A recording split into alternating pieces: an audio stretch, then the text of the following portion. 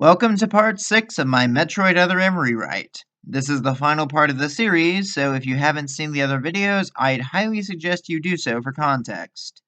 With all of that out of the way, let us begin right where we left off. Samus and Madeline make for the hangar where Samus's gunship is parked, but before they can reach it, the pathway before them is sealed off.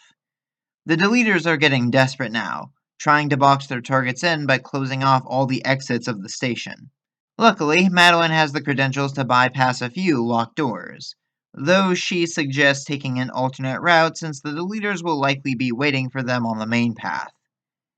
Samus agrees and allows Madeline to take the lead, occasionally fending off hostiles along the way.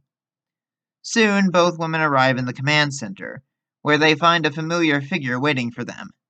Adam, his helmet removed, turns to face Samus and Madeline as they return from the residential zone. Samus is delighted to see Adam still alive, but they have precious little time to talk. Adam points to Madeline, informing Samus that this woman is a criminal and he needs to arrest her.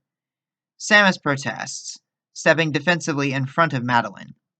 She argues that their top priority is getting Madeline to safety as a witness and a survivor, to which Adam simply sighs. He explains to Samus that Madeline is a target, and the Federation won't stop pursuing her if she's allowed to simply run free, even after leaving the station. Samus has two options, either hand Madeline over to Adam or give her up to the deleters. Unless she'd rather defy both and have a bounty placed on her head for aiding and abetting a criminal. Samus realizes that this is Adam's own roundabout way of trying to help. While making it officially look like an arrest, he's effectively offering to take Madeline under his protection and ensure that Samus doesn't suffer any legal ramifications for helping the scientist escape, considering she is still guilty of sabotaging a Federation facility. Madeline herself seems reluctant to go along with this idea, especially because her biggest priority right now is finding Melissa. Unfortunately, the group has precious little time to argue. A voice speaks out over the intercom. It sounds robotic, and vaguely female. None of you are permitted to leave. Samus questions who is speaking, but Adam simply curses under his breath. Damn it, it's awake. Samus looks to Adam for an explanation, but then the lights start to go out, leaving the trio stranded in near total darkness. Intruders detected, initiating lockdown and termination protocols. Remaining intruder count, 15. Deploying countermeasures. Through the darkness, Adam calls out to Samus. He tells her that she needs to listen carefully. The station's AI is far more dangerous than she knows. It was copied from Chozo technology, albeit imperfectly, and the Bergman's tampering has caused the entire system to go rogue. Melissa Bergman managed to subdue the threat, for a time, but it seems that the station's AI is finally back up to full functionality. Update. Remaining intruders. 7. Suddenly, the doors to the room open, and several biomechanical monsters begin to flood in. Luckily, Adam's visor comes equipped with a night vision mode, and Samus has her sonar. Together, the two of them are able to dispatch the enemies while keeping Madeline safe between them. Madeline cowers, questioning Adam on how he knows about the station's AI. Adam replies that he was the one to deliver the AI to the Federation several years ago, the greatest mistake he'd ever made during his time as an officer. Samus quickly puts the pieces together and deduces that Adam is referring to the asset she helped secure during her final mission with the Federation. Adam relents and confirms Samus's suspicions, finally revealing the truth to her. The data drive that they took from the space pirates all those years ago contained code that was meant to create a backup of their leader at the time, Mother Brain. Update. Remaining intruders. 4. Termination imminent. Retribution inevitable. Suddenly, the lights come back on and all the doors unlock. A holographic display appears overhead from the command terminal, showing footage of a young blonde woman who appears to be held captive. Madeline gasps, crying out Melissa's name. Her daughter is alive, but in the AI's custody. Adam notes that this is clearly a trap, But then, they've been trapped practically the entire time they've been on the beta station, and there's no way the AI plans to let any of them leave anyway. Adam tells Samus that she needs to get to the beta station's computer room on the top floor. He'll take responsibility for looking after Madeline. At first, Samus protests, but Adam interrupts, telling her that she may be the only one who can stop this rampant AI now that it's fully alert. Even the deleters aren't skilled enough to deal with this now, as evidenced by the decreasing survivor count. We've all got to take responsibility for our mistakes. Any objections, lady? Samus sighs and relents. Madeline pleads for Samus to find her daughter, to which Samus responds that she'll do what she can. With that, Adam begins to escort Madeline to the hangar, swearing to keep her safe until they reach his ship. Samus heads the other way, making for an elevator connected to the central control terminal. Here, players are put at a point of no return. They can freely revisit and explore the rest of the beta station for any missing items or upgrades they may have missed, though there will be powerful enemies all throughout every area now. Once players are ready, they may approach the elevator and ascend to the control center. As Samus ascends, players are given one final monologue from the bounty hunter, relaying her thoughts about this whole ordeal. The beta station. This place was more than just an illegal research institute. Here, it seemed as though the ghosts of the past ran rampant. My past. Since coming to this place, I've had to face down many of my regrets, say goodbye to old friends, and come to terms with my own shortcomings. But there is one wrong I can still right. Melissa Bergman, a daughter sacrificing everything to try and save her mother. This time, I'll make sure the story ends differently. After stepping off the elevator, Samus fights her way through to the control center at the top of the ship, using every tool at her disposal. Missiles, sonar, spark beam, and even the speed booster to break through a few barriers. Finally, Samus arrives before the heart of all the problems taking place aboard the beta station.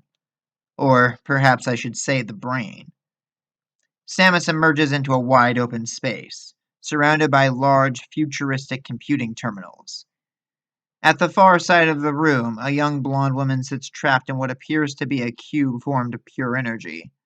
Melissa Bergman looks up to Samus and warns her not to get any closer.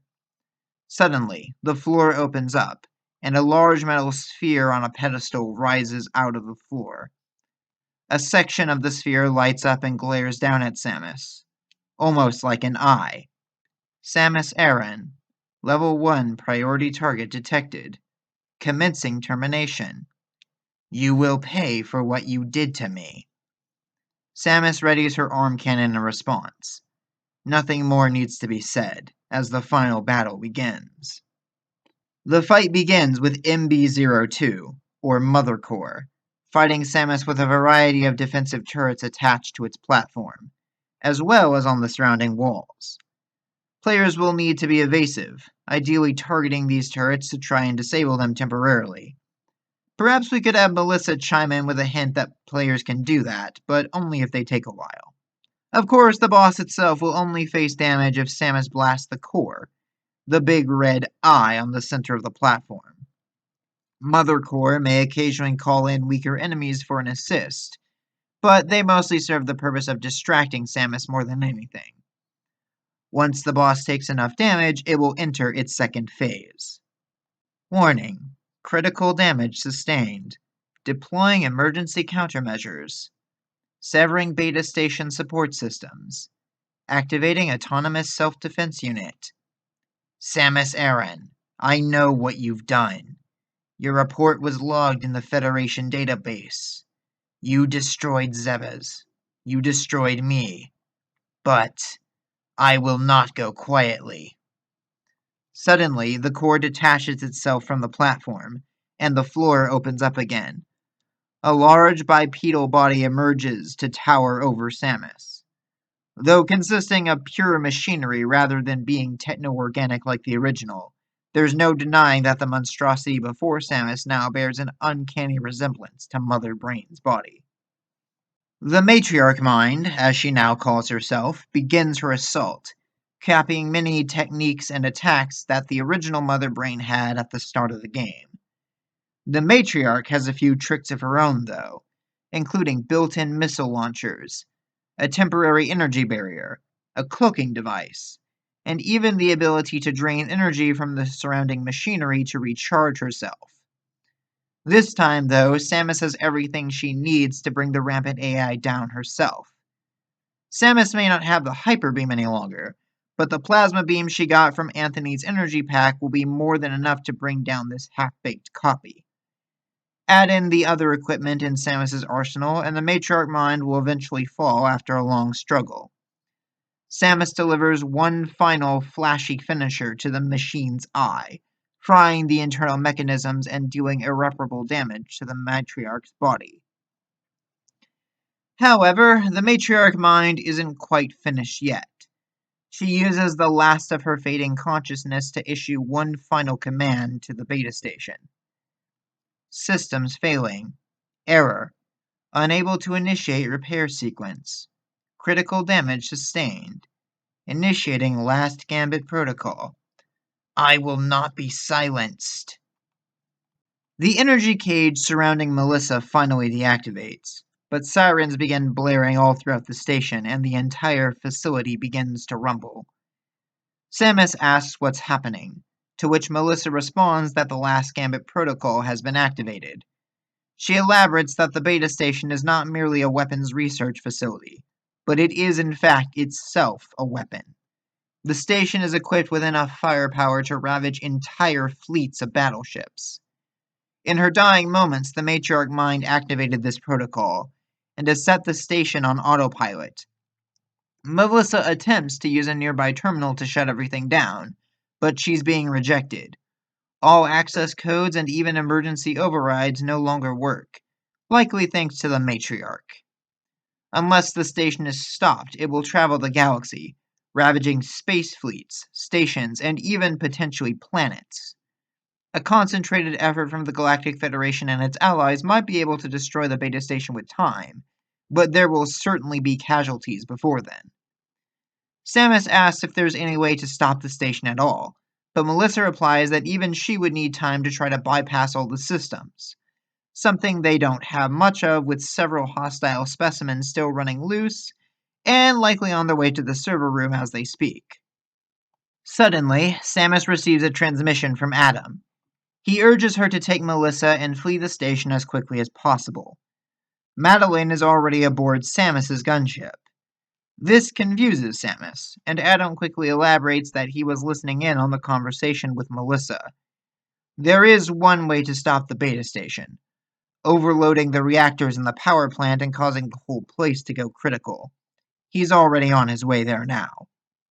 Samus goes wide-eyed, telling Adam to wait. If he's in the power plant when the reactor goes off, there will be no way he can make it back to the ship in time. Adam informs her that he's well aware of this, but they're simply out of time and options. The scene then transitions to Adam fighting his way into the power plant, with a large device strapped onto his back. Samus continues to protest over the comms, telling Adam that she objects to this course of action. Adam simply responds that her objections no longer carry any weight. She is, after all, an independent party. Adam removes his helmet as he walks up to the base of the reactor, tossing his gun aside now that all of his adversaries have been dealt with. Besides, he says, there's no one else who can do this. Samus and the Bergmans are too valuable to lose. Samus, all those years ago, I told you that the mission was everything. That success was more important than the life of any one individual. That's what it means to be a soldier. But this isn't about the mission anymore. This is about doing what's right and making amends. This is only the beginning of a much larger battle, and you might be the only one who can see it through to the end. You have to keep going, Samus. Consider this my final order. With that, Adam removes his helmet and his comms device along with it. He sets the bomb in place, punches in the combination, and presses the button. The ensuing explosion rocks the entire station. Samus's pleas fall silent, and alarms start blaring. For a brief moment she falters, but then looks to Melissa and pulls herself together. There will be time to grieve later, but right now, Samus needs to make sure the Bergmans get out alive. Players will be tasked with guiding Melissa through the beta station as the entire facility starts to fall apart. This might seem a bit troublesome at first, but partway through, Samus and Melissa are separated by falling debris. Rogue security drones appear and set their sights on Melissa, but are suddenly shot down with icy projectiles. Samus and Melissa both turn their heads in surprise to see Anthony emerging from the smoke, freeze gun in hand. There's no time to ask questions, but Anthony says he knows a shortcut to the hangar and volunteers to guide Melissa there from his end. Samus agrees to leave Melissa in his care, then turns her attention to her own escape. Now, players will have a more traditional Metroid escape sequence, complete with a timer as they fight their way through the exploding station. They'll be forced to fight their way through various areas as the main pathways explode or are blocked off by rubble. But ultimately, Samus will arrive in the hangar just as Anthony and Melissa get there as well. Samus, Anthony, and Melissa all board Samus's gunship, where Madeline is waiting for them. Mother and daughter share a brief embrace, while Samus hastily gets her ship going. Though cutting it close, Samus ultimately manages to get everyone out just as the hangar is engulfed in flames. Her gunship flies off into the distance, and the beta station explodes behind them. Samus lets out a sigh of relief, as do her passengers. Madeline and Melissa both question whether the whole ordeal is really over, to which Anthony responds that things are likely just getting started. He reveals that he managed to nearly survive his fall by turning his body and rolling at the moment of impact. Unfortunately, his comms were damaged in the process, but Anthony was still able to get the gist of what was happening after a chance run-in with one of the deleters.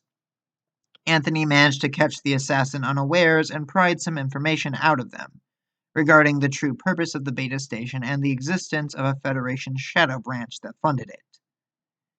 Anthony promises that he can take Madeline and Melissa somewhere safe, somewhere that the prying eyes of this shadow branch are unlikely to find them. At least, not anytime soon. That said, it might be a while before the shadow branch can try anything again anyways, given that they just lost their cleanup crew. Samus simply looks back at Anthony and nods, though she knows deep down that this is likely not going to be her final confrontation with those responsible for the beta station. Adam was right about one thing. This fight was only just getting started. And thus concludes my rewrite of Metroid Other M, or if I could rename it, Metroid Outer Mission. This project has taken me a lot longer to finish than I ever anticipated, so I thank everyone who willingly stuck around with me for the last few years to see how it finally went down. I'll be the first to admit, looking back, I'm not totally satisfied with everything about this rewrite. I like to think that I've grown a decent bit as a writer since I started this series, but a rewrite of a rewrite is most definitely a bit too much for me to handle at the moment. Still, I figured I'd wrap this up by at least going over some of my general thoughts. So, if you were only here for the story rewrite itself, feel free to head off. For those interested in further discussion, stick around. I talked a fair bit about my reasoning behind the changes I made throughout this rewrite, so I'm mostly going to go over the points that I haven't elaborated on yet. To start, let's address the overall intent of Other M, both the original as well as my version. Other M, among other things, pushes itself very hard as a prequel to Fusion. It tries to expand on the connection between Samus and Adam, basically reuses the entire concept of the BSL station for the bottle ship, and even recycles a few enemies from Fusion. Personally, I think it would have made way more sense to have the game set way earlier in the timeline and focus on Samus's days within the Federation, rather than just telling us about it through flashbacks. But Other M insists on being where it is in the current timeline, so there's sadly not much to be done about that. My intention was to try and further develop Samus's connection not just to Adam, but the Federation as a whole. I wanted to flesh out the 7th Platoon as more than just background characters who die off in a murder mystery that goes nowhere.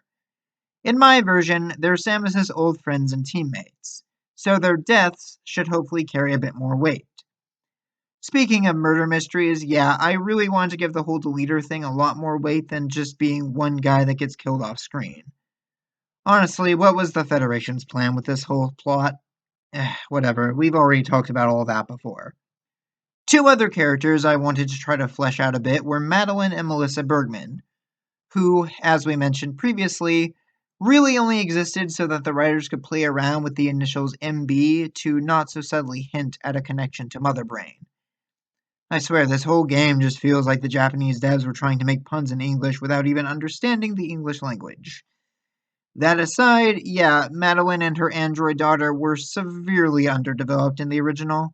Now, I'll be the first to admit, I'm not entirely proud of my iteration of these two.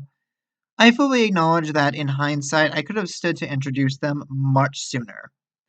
I recognize that I effectively just have the Bergmans in my version introduced right at the very end as a pair of researchers to be saved so that the story can have slightly higher stakes. It's definitely something that I could have handled better, but it is what it is, I suppose. That said, I am somewhat proud of how I handled the Mother Brain copy this time around, or Matriarch Mind, as I called her. Now, the majority of what we know about Mother Brain's actual character comes from the Metroid manga, whose exact canonicity is a touch questionable. However, the manga portrays her as a petty, vindictive, and arrogant individual. She rebels because she believes herself superior to her creators and thus more fit to take control. A copy of Mother Brain learning that her original self was destroyed would, in my opinion, naturally be even more vindictive and spiteful, enough to set a weapon of mass destruction loose upon the galaxy in her final moments. I think Adam sacrificing himself to stop this rather than dying because the ship just has an extremely poorly designed self destruct feature would work a lot better in this grand scheme of things. As for Anthony surviving, yeah, my explanation does also feel a bit contrived, I admit, but it is a method that can feasibly be used to survive a fall in real life. It is also considerably less miraculous than just bouncing off a lava monster who just happened to be there to break his fall. Overall, I know and acknowledge that my rewrite has its flaws. Like I said, I've shifted directions a couple of times over the course of working on this project, and I've even completely overhauled my original ending. Even if that weren't the case, though, it still probably would have been far from perfect. I'm not out here trying to say that I'm a better writer than Sakamoto or that my vision for the story is necessarily even better than his. This whole rewrite was, ultimately, my attempt to offer a fresh spin on the game that is so widely panned for butchering the characterization of two of the most important characters in Metroid. But I think that'll do for now. Thank you all so much for joining me on this ride. This concludes my rewrite of Metroid Other M. Until next time, stay bright.